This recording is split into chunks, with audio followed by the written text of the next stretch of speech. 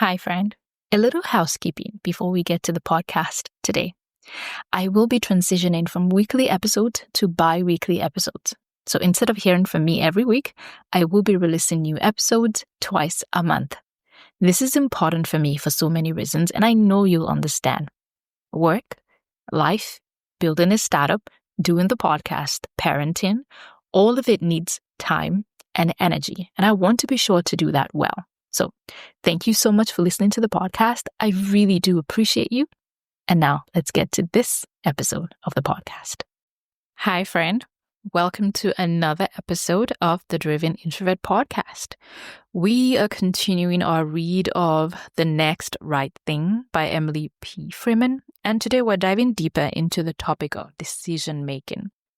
I hope you've been enjoying this series and I'd love to hear your thoughts. In the last few episodes, we talked about why decision making is important and why it can sometimes be so frustrating. We explored how to make decisions without needing to call a committee. We talked about how to notice when you're rushing into something or hesitating out of fear. And these are crucial things to pay attention to because we will all come to crossroads in life where decisions must be made, like you cannot escape them. Sometimes they won't even feel like big decisions in the moment, but they'll end up being pivotal to your experience. So today I want to explore what it means to be a beginner, to start from almost zero. And what that looks like when you're making decisions, stepping into new things, or transitioning into a different season of life. Let's get into it.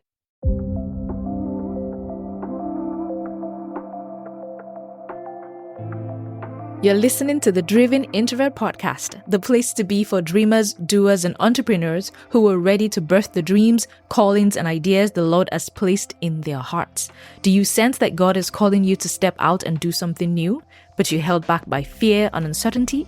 Do you struggle with believing that you can do great things because of your quiet, reserved, and introverted nature? Welcome here. I'm Remy Roy, your host and founder of shepacked.com. I'm an author, an entrepreneur, a creative, and a committed trier. I'm here to help you get unstuck and make progress on your God idea. Let's go. All right, so we're in chapter 6 of the book, and it's titled Be a Beginner, very aptly named. Emily P. Freeman starts this chapter with a story. Back in college, she was working a full-time job as an interpreter while also being a student. One of her professors evaluated her and said, "You're very good for a beginner." And that statement, it rubbed her the wrong way. But the question is why? Why did it bother her that somebody called her a beginner? It's probably for the same reason it bothers many of us. We don't want to be seen as beginners. We want to be seen as competent, capable, as someone who knows what they're doing. Being a beginner often feels like being unsure. You're fumbling a little bit. You're uncertain, like you don't have all your ducks in a row. And most of us don't want to be that person. But the truth is, we are that person, or we will be at some point, and that is okay. We've got to admit that we don't know so that we can get what we need. I'm going to tell you a little story about me starting over in a new country. And I've told this story before if you listen to the show, but as I've been walking through this book, I've been thinking about different times in my life when I made decisions from a place of inadequacy, so to speak. Either I was saying yes to something I wasn't ready for, or I held back from something I really wanted because I didn't feel equipped. One season that stands out to me is when I moved from Nigeria to the US for grad school. It was such a big transition, and I was grieving. Essentially, it was grieving. I had left my home, my family, my routines, my job, everything that was familiar. But at the same time, there was joy. You know how they say two things can be true? Yes, absolutely. I was grieving, but there was also joy because I was stepping into possibility. I could become anyone I wanted to be. I could do anything. But still, I was a beginner in every way. And I had to navigate that. I had to navigate a new environment, a new culture. I mean, the way I spoke English wasn't the same. It was just different. I remember going to the bank and telling the the lady that I wanted to open a current account. And she just looked at me confused. I had to relearn how to say things in a way people could understand the first time. Even going into a restaurant was kind of tricky, and it was overwhelming. Everything was unfamiliar, from ordering food to understanding how a Genghis grill works. If you've ever been to Genghis grill, like, why do I have to go grab a plate? Why do I have to put raw meat and shrimp on my plate? Like, what is this? And that's the thing about being a beginner. You have to be okay with asking questions. You have to be okay not knowing everything.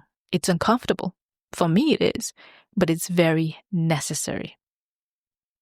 So why do we resist being beginners? Emily writes in her book, and I quote, "We want our circumstances to change. We want to start again. We want to be brand new. But when they change, we often don't give ourselves permission to be new within them. Instead, we want to rush ahead to mastery. We think we ought to know how to navigate the newness, especially if it's something we wanted, something we prayed for, waited for, asked for, or planned. A new beginning? Yes, right on. But me, a beginner? No, thank you." Isn't that strange a little? And I do relate to that. Right now, I am building a company. It's a tech company, a tech product. I've never built software before. I'm not a developer. I'm not technical in any way. So I'm a true beginner in this thing that I have chosen. I chose to do this, and it's hard as rocks. But even though it's hard, it doesn't mean I can't do it. It just means I need help. So I got a mentor. I asked questions, I put together a team, and I had to admit over and over that I needed their expertise, that I was new to this. And that posture of humility has been critical for me as I navigate this new season of my life. So let's talk about decision making as a beginner. How does this all tie into decision making? I love this quote in Emily's book. She writes, and I quote, "If you find yourself in a time of transition, whether it's something you've waited for or something that was put upon you against your will, here you are now. You're new. Don't be afraid. Let yourself be a beginner. What would that look like for you today?" It's a good question. Here's the truth. If you're making decisions based on not wanting to look foolish or not wanting others to know you don't know what you're doing, you've already started on the wrong foot. It's okay to admit, I don't know yet. This opens you up to learning, to getting the information you need, to growing into the person God is calling you to be. Remember, God always stretches us. He doesn't exist to make us comfortable. So if you're going to go to another level, you essentially have to be a new person. And that new person requires that you learn what you don't know yet. So maybe you just got a new job. You prayed for it, but now you feel kind of lost. Or maybe you're a new parent and now you're overwhelmed. Maybe you got married, you started a business, you launched a podcast, whatever it is. It's okay to admit that you're a beginner. That awareness will keep you from making decisions just to save face. And that's a big deal. So I love that. I say this all the time. Emily has a practice at the end of every chapter.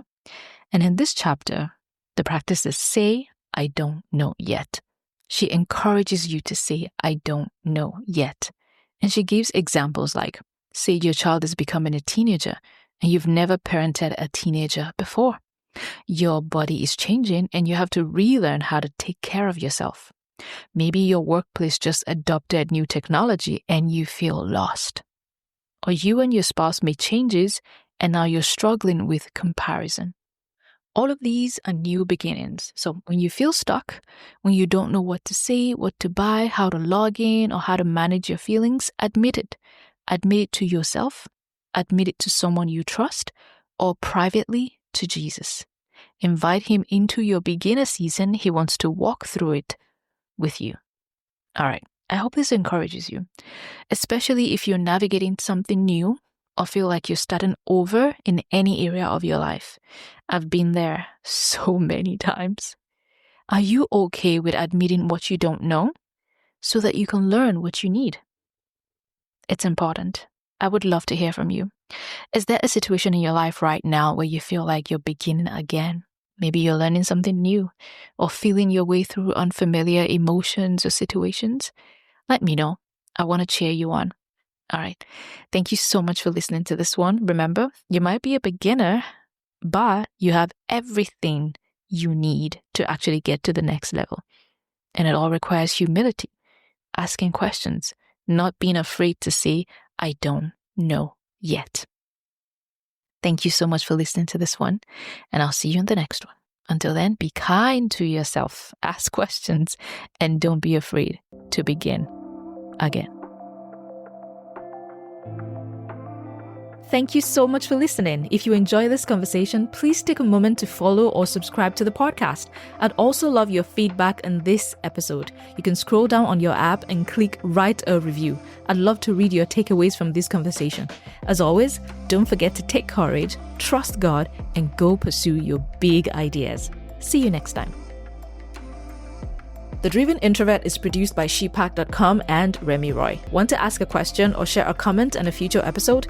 Click on the link in the show notes to record your question in a voicemail.